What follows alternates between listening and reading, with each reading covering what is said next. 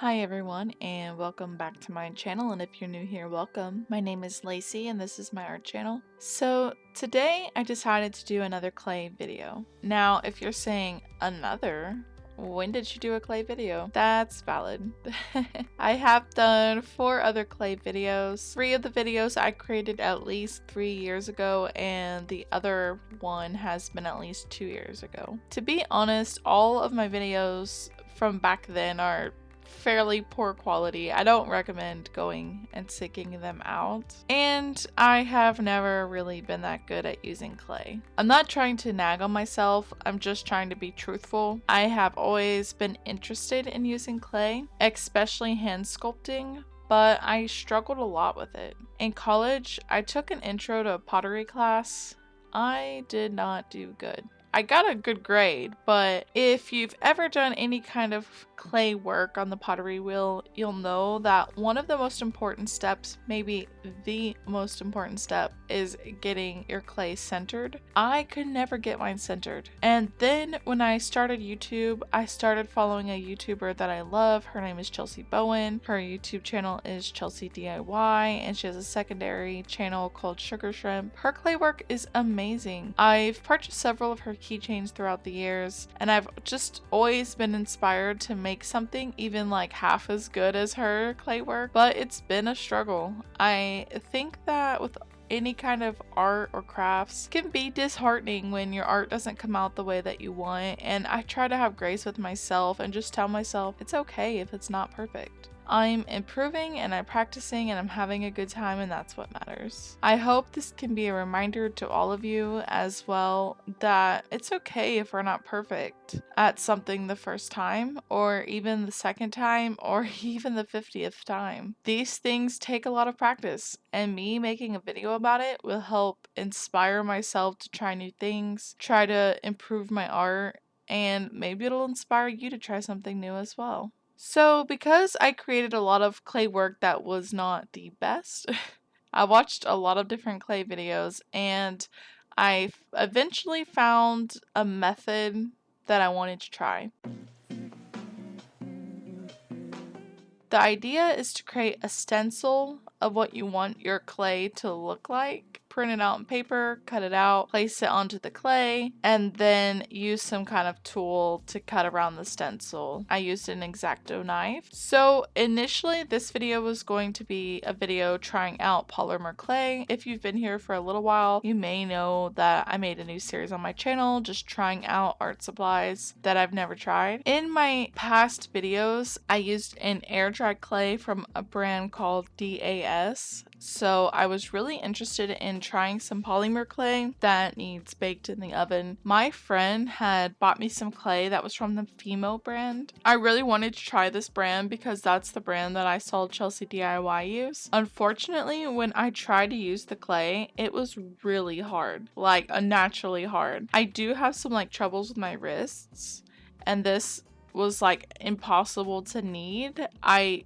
did knead the block. It was basically unusable. I even had my husband try and squish it. It was the hardest clay I've ever used. So I did a bit of searching online, and this was the Fimo soft clay. So a lot of people said that it should be super soft and pliable. I even read that it could be a little sticky because it's so soft. So the only thing I can imagine that happened is either A, I waited too long to use it, or B, it somehow cured a bit in the package, maybe got a little too hot on its way over. I don't know. This was my first deterrent in posting my video 2 to 3 weeks ago. I had to go buy more clay, and since I was on a time crunch, I decided to go ahead and buy more air dry clay because I was familiar with it. I wanted the video to get out faster. So I did that, and it actually worked really well. The method of using a stencil, I forget what the brand is. You'll see it in the video. I bought it at Dollarama in Canada. It actually worked super well, and my friend who bought me the Fimo brand sent me a new block of clay, which is the Sculpey brand, which was really nice of her. She definitely didn't have to do that. It was no fault of her own that the clay failed. So I may make another video sharing that experience at some point. Hopefully it doesn't take me a whole year to get around to doing it. After sculpting and letting the clay dry for a few days, I started on the painting. I did make the mistake of trying to use gouache for painting these. It might seem a bit weird that I use gouache. My thought process was that I know that paint normally dries darker than it seems because that happened in my last clay videos. So I wanted to use the gouache paint because they were already pastel colors and I wouldn't have to mix a whole bunch of colors to make them look the way that I want. Unfortunately, because this gouache can be reactivated, it gave me a lot of problems when I kept trying to do multiple coats of paint, kept reactivating the paint that was already on there. After that, I decided to use some acrylic paint markers on top, which would have worked theoretically, but I had a few problems with this as well. One of the problems was that the nibs of the markers were so big that I couldn't really get small details. My husband, he paints miniatures for fun, and to be honest, I do not know how he does it. I feel like I have a steady hand until I have to paint something very small, and then I feel that I can't keep my hand steady enough. I do have a tendency to draw fairly big. I even tried to use a very small paintbrush, but it was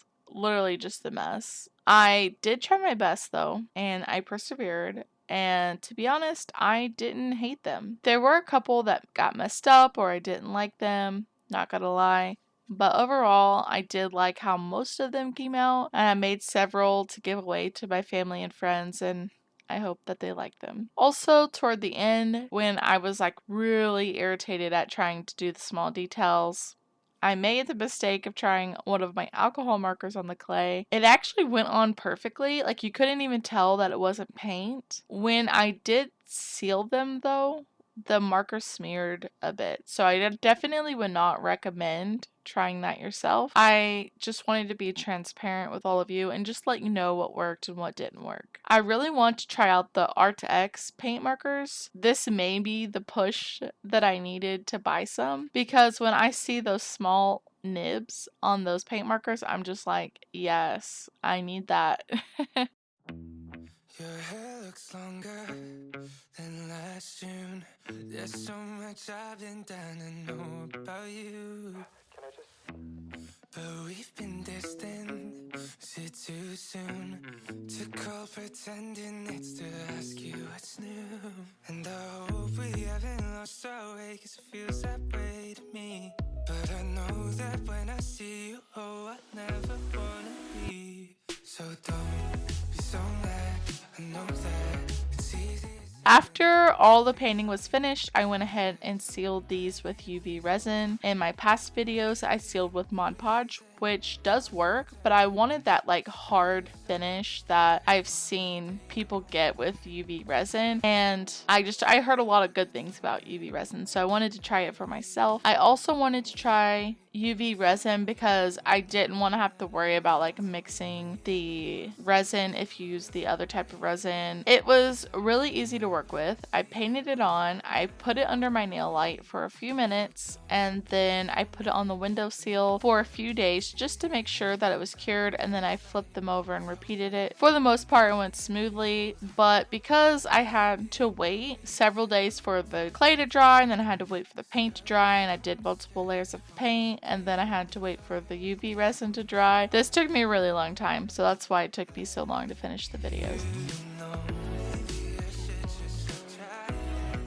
After that, I used the B7000 glue to glue on the pin backings and the magnets. I heard that this glue was super strong. Initially, I wanted to glue on the backings before the resin so it could have like an extra protection, but I forgot. Though, once it was all dry, the backs do seem super solid, so it's a yes for me. Even though I know these aren't like professional quality pins or magnets, I am super proud of them and proud of myself for the perseverance. Even though it took me several weeks to finish this project, I'm really looking forward to trying it again. I hope that I remember these like moments of feeling proud of myself when I think about taking on new projects, because it's scary to like put yourself out there, let people see you fail. But I think that it's a reminder that we're all human, we're all just trying our best, and we all have to fail first before we can get better. It's like that quote by Chuck Jones: every artist has thousands of bad drawings in them,